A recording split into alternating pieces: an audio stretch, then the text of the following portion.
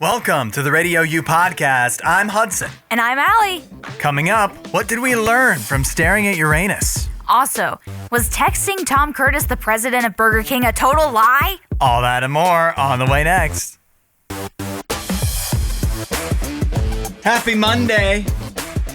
Hey, Allie. Yep. Notice anything different about me today? I did. I noticed it right as I walked in the door because I forgot my keys. So I had to had to have you open the door for me because we got an unexpected amount of snow yesterday. It's super cold, even though it's been warm. And so I had put my keys in like a lighter jacket. Didn't have them in my winter coat anymore. So that was a mistake that I didn't switch them around. But yeah, I noticed as soon as you opened the door, I was like, you got sunglasses on, Hudson. What's that about? I got sunglasses on, and this is entirely for your benefit. For you. I mean, we do film video. Yeah, and for YouTube too, because YouTube doesn't need to see this. I have, do you remember when LeBron, it was in like the NBA finals and he burst a blood vessel in his eye? Yes. I have that, but it's probably like 5 or 10 times worse. Oh, no. In one of my eyes. Oh, no. And I didn't burst blood vessels. It wasn't the stress of the NBA finals for me or the gold medal game yesterday. But on Friday, I had to get some laser treatment done on one of my eyes. Okay. And I also had to they gave me like some injections in my eye. Ooh, gross. Yeah. Even there's probably some people out there right now that are like throwing up in their car even thinking about that. Did you even know they did that? They put needles in your eye? Unfortunately, I did know that. My grandma had to get that done because she was losing her eyesight. And so they had to give her like an injection. I don't know how often it was, but it was a lot. Yeah. I don't know if I have to get these forever yet. I do know I need to get more in like 4 weeks. And it's not supposed to. The injection is what made it look the way it is now. Okay. But what does it look like? You want to see it? Not really, but just describe it. Theater of the mind. No one else can see it now. Well, like I said, it's like it's all bloody. It's like it's Is red. Is it just like a pink eye type of thing? No, it's darker than that. Oh. Yeah. Okay. You want to see it? I don't know. Maybe? I gotta show it. Yeah. I'm not gonna make you look at it the whole time, but like, it feels like Chekhov's eye right now. Like, yeah. You can't mention. All right, let's see it. Take a look at the eye. Ready? Oh, it's not that bad. I thought you would scream in horror. What? I watch horror movies. I'm used to gore. I feel like that's what I'm picturing when I've seen it. Is like I look like like they've put makeup on me to be in a horror villain of some kind. No, like some kind of weird vampire. Your eye just looks really badly bloodshot. Yeah, like really bad. Yeah. But I can see. Yay! So I don't know. They said, how long will it take to heal? Yeah, that's what they said. It could because like the first time they gave me a lot of stuff. Yeah. It could be like a couple weeks before it looks normal. Oh no. Yeah. I'm sure it'll get better quick. Like I think with so time. too. Like it's improved over because this was Friday. Okay. Yeah. But yeah, I didn't even know this was happening on Friday, Hudson. You didn't tell me anything. Well, I didn't know it was gonna happen. Well, you didn't tell me you had a doctor's appointment. You just left, and I was like, "Where's Hudson?" I didn't know I had a doctor's appointment. I went and saw a doctor on Thursday because I was having a problem with my eye. And then they're like, this could be pretty bad, so we're going to get you to a specialist. We'll get you in as soon as we can. And so... You got the call Friday? Yeah, so then I got a call after the show on Friday. Yeah. Saying, hey, go here now. And so then I left and I went. And then I couldn't see anything for most of Friday. Oh my gosh! After they messed with my eyes. Oh, I fainted. You fainted? I passed out because I don't blame you. We started the show, or we get to work 5 a.m. I hadn't eaten anything, and then I had to go straight to the place. Yeah. There was no time to eat, so I hadn't eaten anything. I'm sitting there, and then they're like, "Hey, let's flash this laser in your eye for." He's like, "It'll take no time." It didn't take no time. It took a long time. Oh. It felt like a long time. Yeah. And so then I passed out. Oh, man. But shout out to Dr. Dino. He probably saved me from going blind in one of my eyes. Speaking of Dr. Dino, too, I can say this. Radio has to be the only profession where, like, you know, obviously we were spending some time together and he's like, what do you do? Blah, blah, blah. And I told him I host a radio show. And when you say that, so many people go, oh, I don't really listen to the radio anymore. But nobody does that for another job. Like, if I'm a car salesman, he goes, I never really buy cars anymore. They have to, like, justify. Like, I'm not asking you. I'm not quizzing you on what I do on the show. I know. It's not a test. All we get as radio hosts, in all honesty, is just insults. I don't listen to radio anymore, or wow, you got a face for radio, stuff like that. I feel like the only other, I thought of one other profession that gets a similar rap with this, and that is pastors. I feel like if somebody asks you, like, what do you do? I'm a pastor. I don't really go to church anymore. Yeah, it's not really for me. People want to shut it down immediately because they're worried that they'll get a message. They want to preemptively excuse in case you start to quiz them. Yep. But I'm not going to quiz you. No, I don't want to hear how you don't listen. If you don't say it, we can both pretend that you do. Yeah. But shout out to Dr. Dino. Hopefully I'll be able to do the show without sunglasses one day. Yeah, hopefully. You know what's funny? What? Is you got your hair cut. I did. Since the last time we did the show. And of course, the time you get a haircut would be the time that I come in with eye surgery to steal all the attention away from your new hairdo. I mean, I don't need all of the attention in the world on my new hairdo. It's just a simple cut. I did it very spontaneously on Friday because I was just tired of taking care of long hair. My hair had gotten so long. Is it that much? I mean, it's not like you cut that. It doesn't seem like you cut that much off, but like obviously noticeable. Yeah, my hair was... Is it that much difference to cut that, like for care wise? Oh yeah, 100%. My hair was all the way down to the middle/lower part of my back. Mm-hmm. And now it is on my shoulders. So that's a big difference. We're talking like probably, anywhere between 15 to 18 inches of hair gone. You know what's funny is like if you committed a crime and I had like you were a suspect and the police came and they were like, give us a description of Allie. Like, we think she's a suspect. Like, features, like how long was her hair? Or maybe if I was missing and you had to give a description. They're like, about how long was her hair? I'd be like, I don't know. Yeah. They'd be like, you stand across from her, for hours a day, and then you work with her elsewhere after the show. And I'd be like, yeah, but I don't know how, like... It was long. Yeah. She got long hair. I don't know. You guys are bad at noticing this type of stuff. God forbid they ask about your fingernails. What color they're painted, because I have no idea. Nothing. I never paint my fingernails. Now I'm very, very bad about that.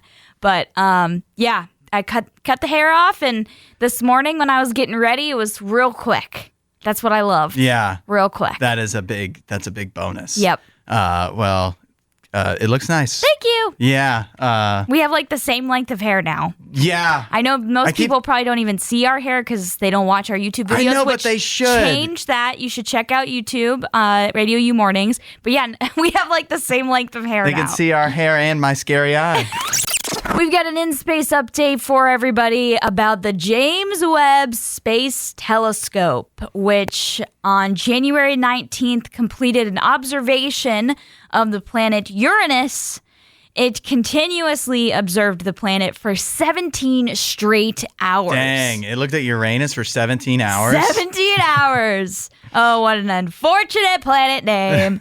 But it covered nearly a full rotation to study its faint upper atmosphere glow. So it has a glow. What did it learn? It learned that two bright auroral bands near Uranus's magnetic poles, shaped by the planet's unusually tilted and offset magnetic field. Oh no, Uranus is unusually tilted? It's unusually tilted. Dang. And magnetic. But it learned more about these bands, and these bands apparently are pretty cool as far as just the potential magnetic parts of them. Okay. And also, they learned a little bit more about maybe some of the temperature because they did some near-infrared. It's called a near-infrared spectrograph, and they mapped the temperature and ion density roughly 3,000 miles above the cloud tops of Uranus, providing a three-dimensional insight into this auroral region where these bands are. You sound like Egon from Ghostbusters right now. I know. I feel like this is all just like science talk. Yeah. But it was just a really cool look into what the atmosphere is for Uranus. Okay. So what does this teach us that we didn't already know? Like in simple terms. It's more in depth than what we've known in the past, because the cool part about James Webb is most people probably think James Webb is just a traditional telescope that just looks into space, takes a bunch of pictures. Mm-hmm. But it has so many ways of measuring different things in space. So like this near-infrared spectrograph is giving you information on the temperature that the planet is currently experiencing. And so this just gives a lot more detail than what a telescope, just being a telescope, would give you, because that's not going to be able to really measure much other than maybe distance and, the light coming from it and all of that. But so this is more that, like, I think a lot of us, when we think of stuff out in space, satellites or whatever it is, taking pictures, it feels like that. It's just pictures, but this is actually giving us detailed, information about the makeup potentially of Uranus. Yeah, because we don't really know all of the details about all of these planets that are in our own solar system, because they're still so far away from us. They're still incredibly hard to study, and I feel like the further the planet is, especially from the sun, it's harder to understand. And Uranus is an ice giant, and so there's a lot of questions as far as what does that atmosphere look like? What is the makeup of it? So it's an ice giant, and we were able to measure the temperature or whatever with the infrared, blah, blah, blah. How cold is it? Well, we weren't able to measure the temperature, it sounds like, of the actual core of the planet or something like that. So these were the bands of the atmosphere. So this is like, if you look at a picture of Earth from the moon or something, it's got that like blue glow around it. Yeah. That's what they were studying, that glow that goes around Uranus, because I think Uranus has one of the thicker atmospheres. Okay. So that's what they were studying. They weren't like trying to find out the temperature of the actual planet. I got it. Yeah. All right. Well, it's one step along the way. Yeah. Of truly understanding Uranus. Again, so unfortunate of a name, guys. Why'd you name it this? And then they're like, let's change how we say it. Should we change it to something else? No, I mean, let's just change it to Uranus. Yep. I want to let you know that if you have TSA Precheck, you definitely might still be able to use it the next time you fly. As of this moment, you should be able to. Okay. But we keep going back and forth with this. Okay. 8772 RadioU. Did you follow this over the weekend where the Department of Homeland Security came out and said, because there's a partial government shutdown going on, which, can I be honest and say I didn't even know that? I did hear that was going to be happening. I didn't know it had started. Yeah, me neither. Yeah. I didn't know it started, as this is not the same as the one before. No, it's not a full-on shutdown. Yeah, but we've got a partial government shutdown. The Department of Homeland Security came out for a bit over the weekend and was like, hey, because of the shutdown that's been going on for I guess a week already. Yeah. We're going to not have TSA Precheck anymore. And then a bunch of people complained. I bet they panicked. Yeah. Also, they said global entry, which I'm going to be honest, I don't even know what that is. But which that is still suspended, whatever that is. Okay. But TSA Precheck, after several hours of people complaining, came back. The TSA said yesterday that, hey, actually, we will have TSA Precheck still. Sorry to freak you out. Yeah, maybe. But also maybe prepare just in case something changes between now and when you fly. Yeah. So TSA Precheck is I believe it's a membership you pay for so that you can kind of skip the security lines. Right. It's supposed to be faster. Yeah. It's supposed to be faster. More and efficient. A lot of people that travel for their jobs will get that membership, their job will pay for it because it just saves them a lot of time, Yeah. with how much traveling they have to do and how much flying they have to do. Yeah. And it is funny sometimes because you go and you see, depending on the airport, sometimes the TSA Precheck line is, or just when you go, the TSA Precheck line is longer than just going through the regular line. Yep. Doesn't necessarily mean that it's takes longer that day because it's still a faster process. But, yeah. I always feel bad when I see that though. Yeah, that does stink. I honestly, the past few times that I've flown, I have not dealt with long TSA lines. I have in the past. I'm not saying that doesn't happen. It does. But the past few times that I've flown, it's been quick. It totally depends. It depends which airport. It depends which time of day, and just how everybody's feeling that day, I guess. you know? Right. I feel like it's kind of like going to the doctor's office where like one difficult person that's like, you know, got some kind of weird thing can all of a sudden sets everything back for everybody else, you know? Yeah. But I've never had the TSA Precheck, so I wasn't freaking out about this. But then I do have some flights coming up. But then I was also thinking, like, you do have to pay for that. So if they did pause it, does that mean you get a refund? I don't know. That's a good question. I feel like no, right? But you totally should. Yeah. Like you paid extra for that service, and then that service is not actually being available to you. It's not offered to you. Yeah. I don't know, because it's not like it's TSA's fault that the government can't cooperate. Yeah. Can't, do its job. Right. But so at the end of the day, though, the government should just be like, yeah, I mean, you're paying the government, right? So I'm all for the government giving us money back. Yeah, I'm all for that. Especially when they're not doing stuff. When they're not, and I feel like that might be all the time. So, I'm ready for them to give us money back all the time. Yeah. But they're already in debt. So even though we give them so much of our money. The math ain't mathin'. The math ain't mathin'. Speaking of getting away and TSA, you got any vacations planned yet for 2026? Yeah, I've got my first little getaway trip happening. That's going to be April. Mid-April, we're going. I have a ladies' trip planned with my church, kind of like a little retreat for us, for a group that we have in our church. And it's going to be to Red River Gorge in Kentucky. Oh, what do you do there? It's a gorge? That sounds like you bungee jump or something? Well, they've got a state park that's got some really cool trails. So we're going to go check that out if the weather permits. But the thing that we're most excited for is there's underground cave kayaking. Nice. And the tour that we booked is one that happens at night. Okay. And it's glow in the dark. They've got all these lights throughout the cave. Yeah. And your cave rave. Yeah. Cave kayak rave. I know. Is there music? And the kayaks are see-through kayaks. Oh my gosh. I am so excited. This has been on my bucket list for like a couple years now. Everybody's on board with that because I could definitely see some people being like claustrophobic. Everybody decided to book it. Nice. And it wasn't cheap. It was like $100 to get this. So per person. So yeah, we were all splurging a little bit, but hey, if we're all gonna drive out to Kentucky, we want to make sure that this trip is worth it. And that's kind of one of the main draws that we decided on when we wanted to go. Yeah. Yeah. It drives me crazy, like planning a vacation, and it's like you have to do something if like you're picking somewhere to go, you have to find something there that you cannot do where you are at home. Exactly. You have to find an activity. Try something out. Yeah, you got to see stuff. So I'm hoping because otherwise you could just sit around at home. Right. Whatever you wanted to do, you can do at home. We got a great cabin. It's going to be fun to chill there. We'll probably watch some movies. We got a hot tub, so we'll probably chill in the hot tub under the stars or whatever. So that'll all be fun. But I definitely do hope we get some good weather because the views from what I've seen online at the park, it looks amazing. Yeah. Let us know your next vacation or vacations at 8772-RADIO-U because I have one vacation already like firmly scheduled. The flights are booked and everything. Okay. And that's just going to see family in Connecticut in Memorial Day weekend.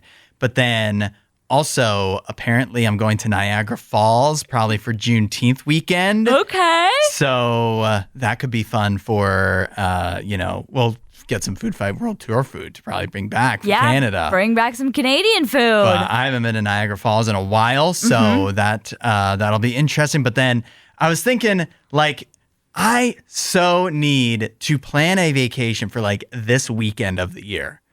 This weekend? Yeah, I mean, like, it's too late now, but this is like, I got to pencil this in for next year. You need a vacation in, like, February or, like, early March. Okay. Because there's no scheduled days off between Martin Luther King Day and Memorial Day for a lot of people. Yeah, and that's a long time. That's a long time, and then the weather's bad, and so like you get to this time of year, and it's just like this is like the dog days of summer, except it's worse because it's the dog days of winter. Yeah, and so you need a break. Yeah, you need to schedule yourself in a break, like right at the end of February. So I'm regretting not doing that. I agree.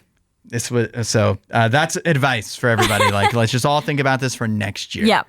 Especially in a year, think about if we didn't have the Olympics this year. Oh, man. How bad we would feel today. Yeah, we'd be so sad. Yeah. For the first time since 1980, The U.S. men's ice hockey team has won Olympic gold.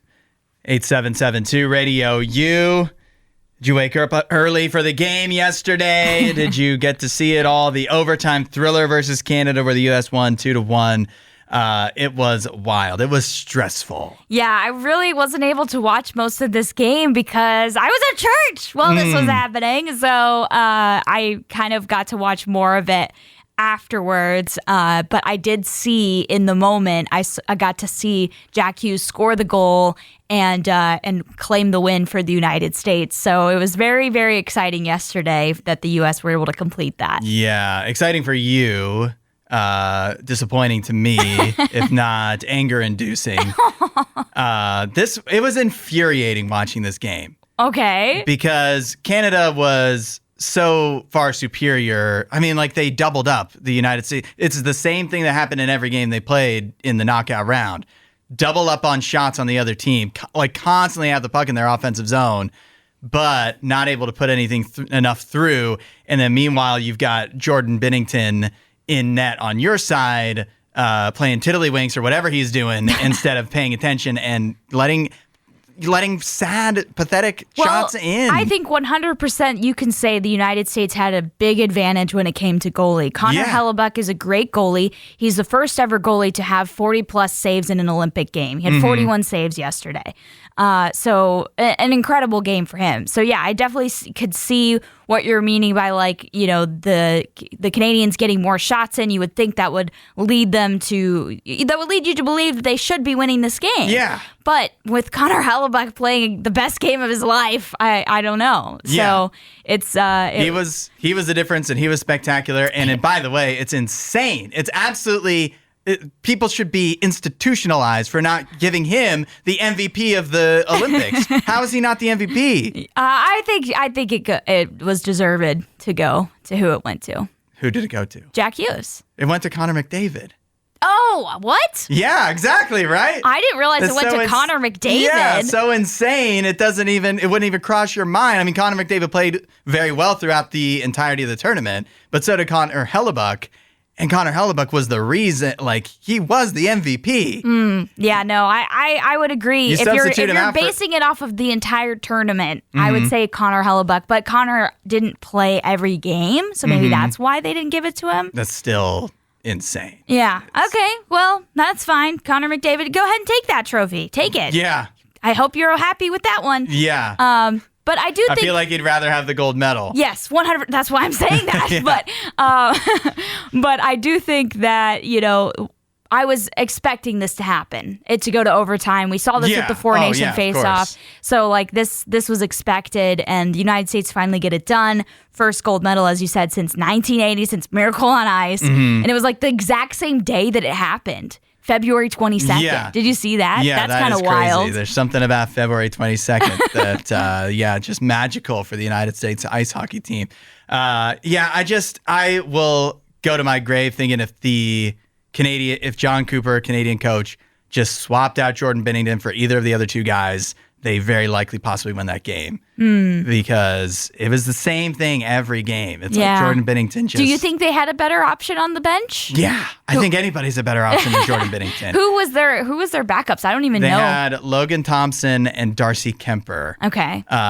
Jordan Binnington in the NHL this year has been like the worst goalie. He's been bad for St. Louis. Horrible. Yeah. I think a lot of people were shocked that they started him. I think the thinking was that he won the Four Nations face-off last year. Yeah, he had a great game in the Four Nation face-off. He's won a Stanley Cup, so he's been, the goaltender for a Stanley Cup team. But that, by the way, that was like 6 years ago. So he's been in the high-pressure moments where those other goalies have been in the playoffs, but they haven't been tested in a championship-type game before. Yeah. But that doesn't mean that they're, a person who's not been in that situation but is a better goalie in every other situation, and give him the shot, Yeah, I would say so. But I think easily if the United States would have won and they would have changed out Jordan Binnington last minute for somebody else, that same pressure would have been put on that new goalie and on the coach to be like, why did you change him out? If we would have had Jordan Binnington in, we would have won the game. Yeah. So it would have just reversed the storyline.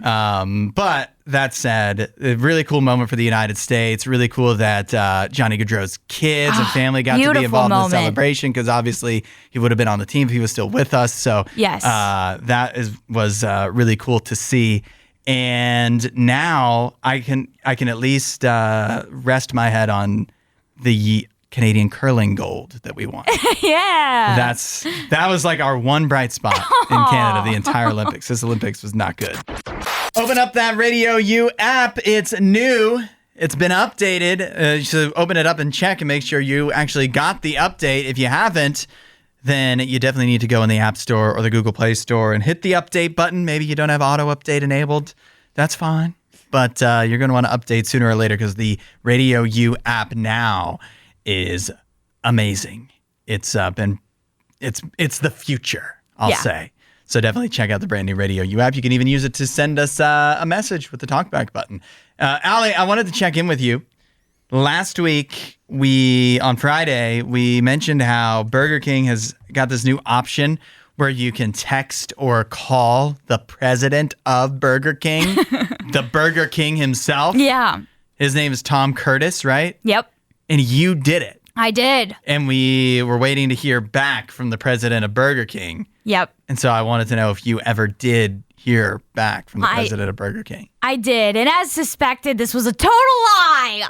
You're not actually hearing from Tom Curtis at all. What did he say? First off, I texted at 5:51 in the morning on Friday. Okay. And I just got a response yesterday at 10:49. What? And it says, "Hey, thank you. This means a lot. This is Tom's assistant." No! Wanted to send you a quick response while Tom and team are in the midst of reviewing all these awesome thoughts, aka Tom's not involved at all. You're a You're a flame-grilled real one for this. By the way, we'd love to share your feedback in marketing. If you're okay with that, please review the listening experience terms of use at bk.com/yourwayterms and consent by replying #yes to this message. Thanks again. Are you going to consent? No! This is a lie! You said we would be talking with Tom Curtis, and we're not. I appreciate that they're being honest and upfront about that and not making it seem as if you're talking to Tom Curtis and you're actually talking to an assistant, which I think we all knew would most likely be the case. Yeah. But, yeah, it's still very disappointing that you're not actually talking to him. Are you going to give him that feedback?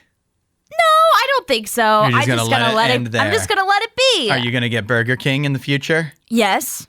Today? No. Did you get it on Friday? I did not. Burger King's not near me, man. But it's here. It's right here. It's by the station. It is, but I already packed lunch Quick on and Friday. easy lunch. I already had packed lunch. Yeah, and we're going to IHOP tomorrow. Yeah, so I gotta save some money. You gotta have an IHOP budget. Yeah. You can't have the Burger King budget eating into the IHOP budget. Exactly. I can't be. I'm not made of money. I can't be eating out all the time. So I don't know, but I was very disappointed that we didn't actually hear from Tom Curtis. Yeah, I guess I don't know what I expected. But if they were the ones putting out there, right? Hey, text or call our president with any feedback you may have about Burger King. Right. Any experiences. They're the ones saying that. Yeah. We didn't just randomly We didn't make it up. Yeah, we didn't find this number and be like, I think I found the Burger King president. They said, hey, text or call the president of Burger King. Yeah. And that's what you did, expecting whether real or not, that the president of Burger King would actually read your text, and he didn't. Yep. Disappointing. It's very disappointing. Just what I've come to expect from Burger King. Your expectations can be so low, and somehow they still can't meet them. Aww. It's time for our Monday tradition, the box office breakdown, looking at what made money and what didn't in theaters this weekend. Let us know if you've seen any movies or shows lately. We love seeing your reviews at 8772-RADIO-U or with the talkback button in the RadioU app. Allie, what do you think was number one in theaters this weekend? I'll go with what I guessed on Friday, which was I felt like the releases were pretty weak. So I said Wuthering Heights would be number one. Oh. Wuthering Heights was number two. Number two, okay. It fell off a little bit. That only made $14.2 million in North America, but still probably made some decent money overseas as well. But number one at the box office was Goat. Goat? Yeah. No way. That the Caleb McLaughlin, Steph Curry animated movie. It kind of looks like Zootopia basketball. Yeah. And that managed to hold a little bit stronger than Wuthering Heights in its second week, so that got to $17 million. Oof. Just an overall pretty rough weekend if your number one movie's only making $17 million. It was a quiet weekend, to say the least. Number 3 at the box office was I Can Only Imagine 2. That was the top actual new release this weekend. Okay. That made $8 million. Oh, man, that stinks. Yeah, it doesn't feel like it was a very successful weekend for theaters whatsoever. Yeah. But they didn't really have much to, what were they supposed to do? There wasn't a lot going for it this whole weekend. I feel like there was just a lot of releases that, when we were at least reading the reviews, the reviewers all seemed pretty displeased with the new movies. They felt like they were all pretty bad, but or just okay. Because I think the I Can Only Imagine 2, they were like, it's just okay. Not as good as the first one. None of the movies that came out this weekend got rave reviews, even though one was a A24 movie with Glenn Powell. You would have thought maybe. That one sounded very disappointing. And somehow it did. That wound up at number 6 in the box office this weekend. So a quiet weekend for newer movies at the box office, but that doesn't mean we haven't been watching things. Sure, you've been watching stuff as well, so let us know what you've seen at 8772 Radio U, or use the talkback button in the Radio U app, and we'll see what people are saying and see what Allie and I have watched lately as well. We're doing the box office breakdown, where we just saw that Goat, the animated Steph Curry, Caleb McLaughlin, Zootopia, but not actually Zootopia, animal basketball movie, was number 1 in theaters this weekend in its second week. Wuthering Heights came in at number 2, and then I Can Only Imagine 2 was number 3. Let us know what you've watched at 8772 Radio U. Allie, we heard from Marcus. Oh, we did? Yeah, Marcus said, I've been watching Night of the Seven Kingdoms. I started episode 1 on Sunday, and I'm already caught up. It's that good of a binge series. I 100% agree, Marcus. I absolutely love A Night of the Seven Kingdoms. I am actually kind of waiting for them to finish the season because every episode is like 30 minutes long. They're very short. And so I like that. Yeah, I like it too, but I'm just very sad when the episode ends because I'm like, no, I want to stay. I want more. So I'm just like, I'm going to build up a little library of the episodes and then watch them through. I think I've seen 3 or 4 of them so far, but I love it. And I'm having a good time back in Westeros. Okay. Have you watched anything else as of late? Yes. I actually went to go see the new Dracula movie in theaters. Oh, you finally got around to that. Yes. That movie, it did not even make the top 10 at the box office this weekend. Yeah, I think it's been out for a while, right? I guess. Yeah, but maybe a couple weeks. Yeah, so because there was only one showing available at my local theater, so that usually tells you like it's near its on end. Its way out. Yeah, and so got to go see that. It was kind of a last minute decision with me and my boyfriend. We just decided to go see a movie Saturday night, and so it definitely confirms in me what I've said, especially after I watched Bram Stoker's Dracula for the very first time last year with Gary Oldman and Winona Ryder, that Dracula's a love story. Oh, this is 100% leaning into that, the Dracula love story theme.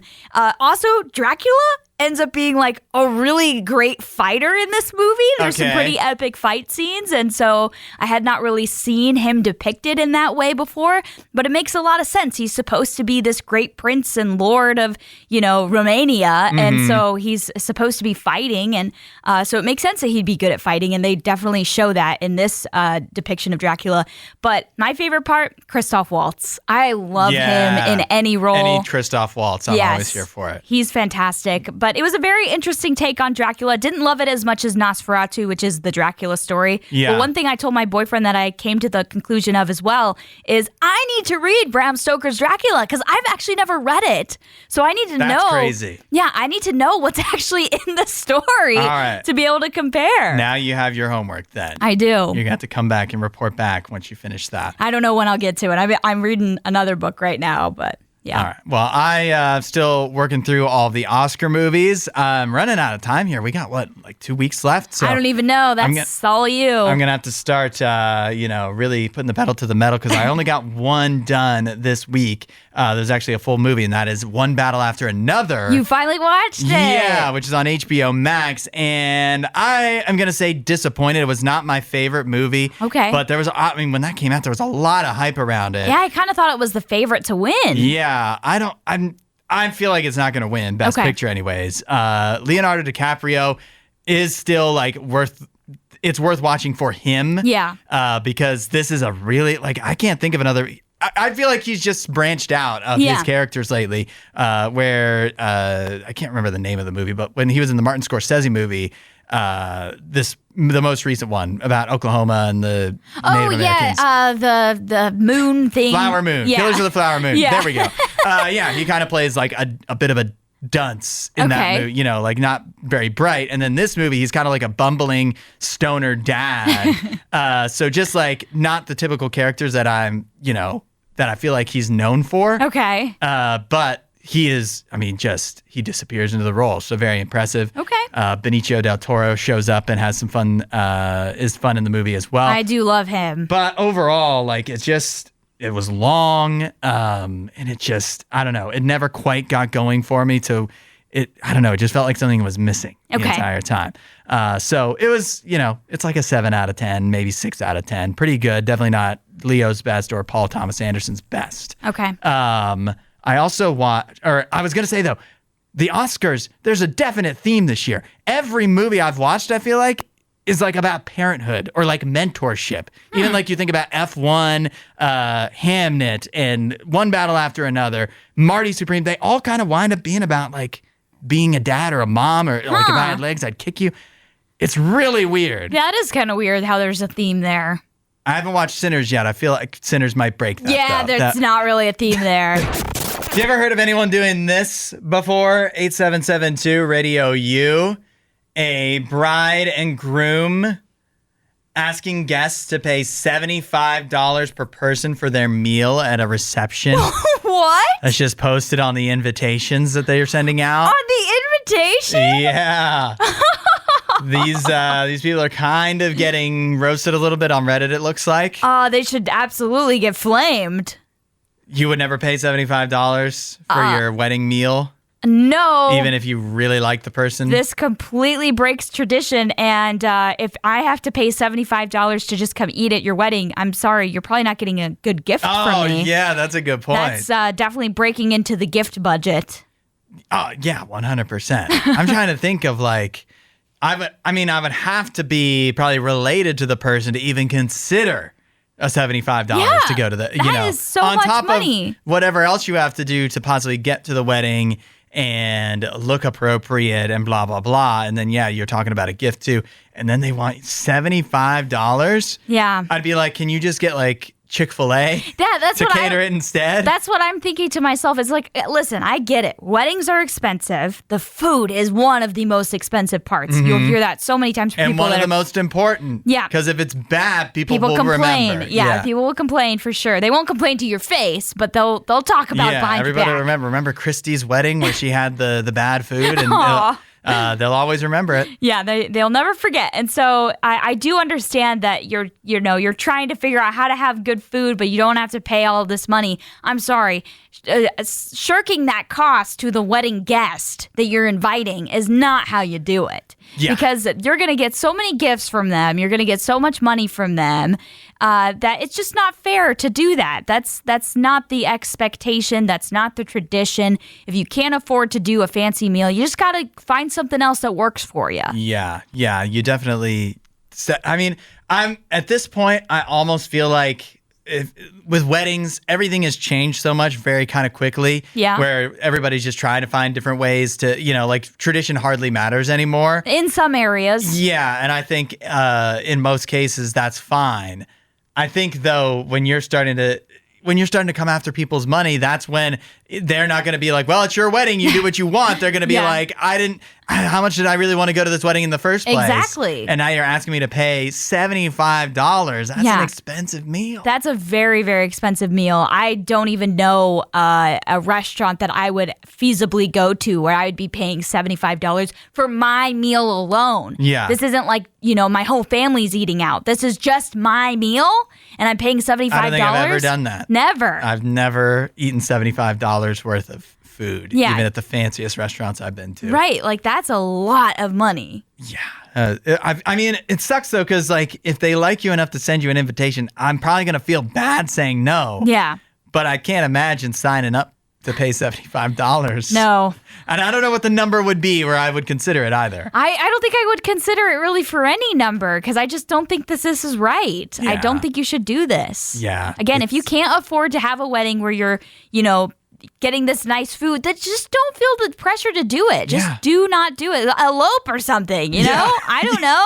I feel like, you're doing it because you feel like this is what you're supposed to do. You have to provide a nice meal, but you're not actually providing it. You're charging people $75 No, each. This is not the way to get around that. Thanks for listening to the RadioU Podcast. Don't forget to rate and review the show.